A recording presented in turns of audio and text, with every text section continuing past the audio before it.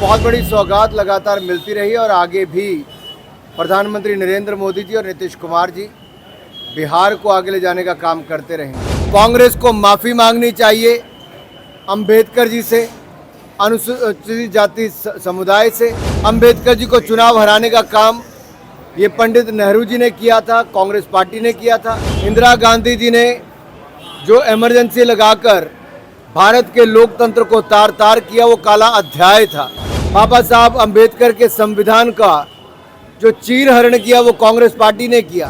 कांग्रेस का बिहार में है क्या? ना कोई नेता है, ना नीति है और नीयत में भी खोट है। और जब जब कांग्रेस ने जिन जिन का समर्थन यहाँ पे किया है, उनके आने पे बिहार में जंगल राज ही आया है। और बिहार के लोग विकास चाहते हैं और जेडीयू भाजपा की गठबंधन की सरकार ने और एनडीए की सरकार ने लगातार बिहार में जो शानदार काम किया है, हज़ारों करोड़ रुपए के निवेश के साथ केंद्र और राज्य की सरकारों ने बिहार को नई ऊंचाइयों पर ले जाने का काम कर रहे हैं। और अगले 5 वर्ष भी बिहार के लिए महत्वपूर्ण होंगे, क्योंकि जिस तरह से यहाँ पर सड़क, रेल, शिक्षा, स्वास्थ्य, अन्य क्षेत्रों में काम हुआ है, वो अपने आप में सराहनीय है। और एक बार फिर एनडीए की सरकार यहाँ पर बनने जाएगी। प्रधानमंत्री का 24 अप्रैल को दौरा है, कई योजनाओं के शुभारंभ भी करेंगे, नमो भारत ट्रेन का भी। क्या लगता है किस तरीके से चुनावी वर्ष में उसका फायदा होगा? माननीय प्रधानमंत्री जी का बिहार प्रेम सब जानते हैं। अगर आप याद करें, मखाना को भी अंतर्राष्ट्रीय स्तर पे जिस तरह से बढ़ावा देने का काम किया गया, मखाना बोर्ड की बात भी करें या फिर जिस तरह से मखाना की ब्रांडिंग भी हुई है, और उसी तरह से यहाँ पर गंगा जी पर पुल हो, रेलवे लाइनें हो, सड़क मार्ग हो, नेशनल हाईवे हो, ये बहुत बड़ी सौगात लगातार मिलती रही और आगे भी प्रधानमंत्री नरेंद्र मोदी जी और नीतीश कुमार जी बिहार को आगे ले जाने का काम करते रहेंगे। आप भी पटना पहुँचे हैं, क्या कुछ बिहार में कार्यक्रम है? बिल्कुल, अंबेडकर जी को लेकर हम लोग संविधान दिवस जिस तरह से नरेंद्र मोदी जी के नेतृत्व में 125वीं जयंती 120 देशों में मनाई गई थी, और यहीं पर डॉक्टर भीमराव अंबेडकर जी के पंच तीर्थ बनाकर भी उनको सही सम्मान देने का काम किया। तो भारतीय जनता पार्टी ने, भारतीय जनता पार्टी के समर्थन से ही डॉक्टर भीमराव अंबेडकर जी को जहां एक और भारत रत्न, दूसरी ओर पार्लियामेंट में भी तेल चित्र उनके नाम पर उनका लगा, तो सेंट्रल हॉल में लगा, संविधान कक्ष में लगा। लेकिन दूसरी ओर कांग्रेस है, जिन्होंने 2012 में नेहरू जी को कोड़े मारते हुए अंबेडकर जी को दिखाया था एनसीईआरटी की किताबों में।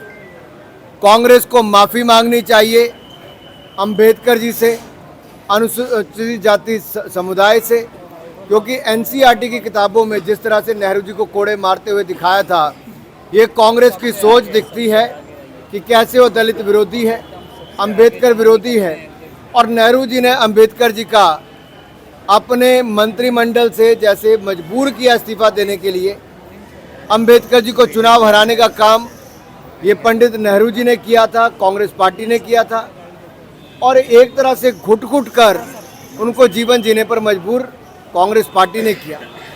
लेकिन सही मायने में अंबेडकर जी को सम्मान दिया तो भारतीय जनता पार्टी ने और नरेंद्र मोदी जी की सरकार ने। राहुल गांधी बोस्टन में है सर, वहां उन्होंने फिर से एक बार इलेक्शन कमीशन के कॉम्प्रोमाइज होने का बात किया है, महाराष्ट्र की वोटिंग का हवाला दिया है। सर, कैसे देखते हैं इसको? दुनिया भर में भारत को बदनाम करने का काम कांग्रेस पार्टी और उनके युवराज करते हैं। जिस पार्टी ने 60 साल देश में राज किया हो, वो जब चुनाव हारना शुरू करे तो उस पर चिंतन नहीं करती, विचार विमर्श नहीं करती, उस पे क्या बदलाव चाहिए, जनता ने उनको क्यों नकारा, उस पार्टी में आंतरिक लोकतंत्र खत्म हो चुका है। कांग्रेस में एक परिवार तक सीमित होकर रह गई और उस परिवार के सदस्य भारत को बदनाम और भारत की संवैधानिक संस्थाओं को बदनाम करने का काम दुनिया भर में जाकर करते हैं।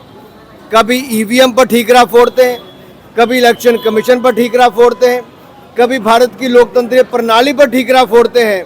और ये वो लोग हैं जिनके परिवार की 3-3 पीढ़ियाँ प्रधानमंत्री रही और चौथी पीढ़ी ने रिमोट कंट्रोल से सरकार को चलाया है। पश्चिम बंगाल में जिस तरीके से घटना घटी, मिथुन चक्रवर्ती ने कहा है कि वहाँ राष्ट्रपति शासन लागू कर देना चाहिए। मैं बिहार के बाद शाम को बंगाल ही जा रहा हूँ, बंगाल पर वहाँ पे टिप्पणी करूँगा।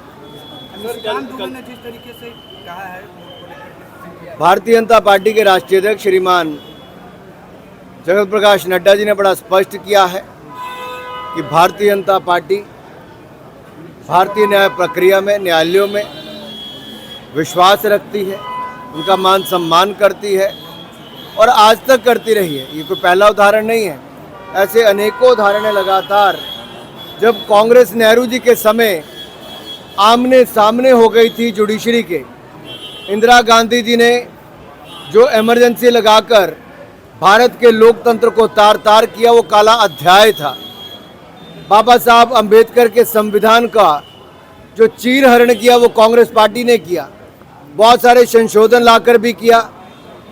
कार्यकाल 5 साल से 6 साल जो लोकसभा का किया वो इंदिरा जी के समय हुआ।